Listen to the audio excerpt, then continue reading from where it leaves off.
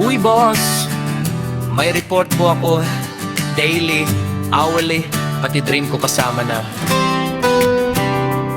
Sa opisina, may isang alamat, hindi nagtatrabaho pero laging sikat. Hindi sa galing, hindi sa sipag, kundi sa sumbong wagas. Kung bumira walang awan. May hawak na notebook, akala mo planner. Yung pala listahan ng kasalanan ni June at ni Peter. Kahit tumutot ka ng medyo malakas, next day may memo ka na sign pa ni boss agad. Pag nagkamali ka kahit konti lang, zoom in agad parang naka-forte jump. Ikaw ay tahimik, ay naku, wag baka pati hinga mo ma-report pa agad. Sige lang, sumbong pa, parang naka-subscription ka.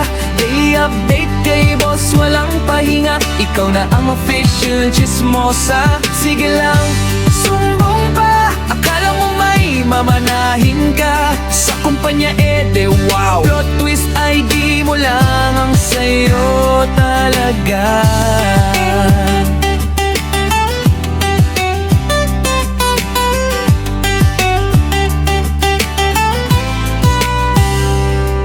Lunch break namin, ikaw ay nawawala. Yung pala kay boss nakakape pa. Sir, si ganito po nagsihir ng matagal. Grabe pati sir, tayo may analysis ka na bro. PowerPoint pa ang sumbong mo, minsan may graph pa, may piyetsa at may conclusion pa dyan. Based on my research at observation. Oy, trabaho mo ba yan o this is presentation? Pabibo ka level 999, pero trabaho mo pending pa rin online. Ngiti sa harap parang ang bait, pagtalikod namin boom, report agad sa client. Kay boss pala. Sige lang, sumbong pa, kahit wala ng sense ko ka pa. Di baling mawalan ng kaibigan, basta ikaw ang employee of the chismisan. Sige lang, sumbong pa, akala mo ikaw ang takapagmana. Pag nag-retire si boss surprise, hindi ikaw yung pamangkin niya pala ang papalit.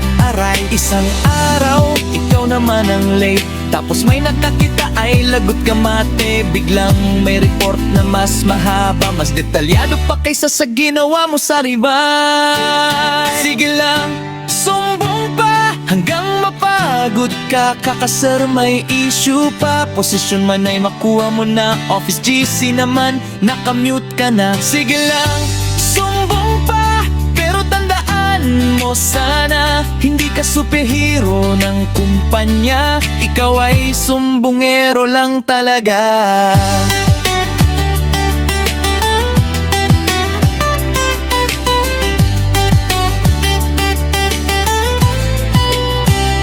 Kaya sa opisina, chill ka lang bro. Gawin ang trabaho, wag puro hello boss, may chika ako. Dahil sa huli, kahit anong sumbong mo pa, respeto pa rin ang pinakamahalaga.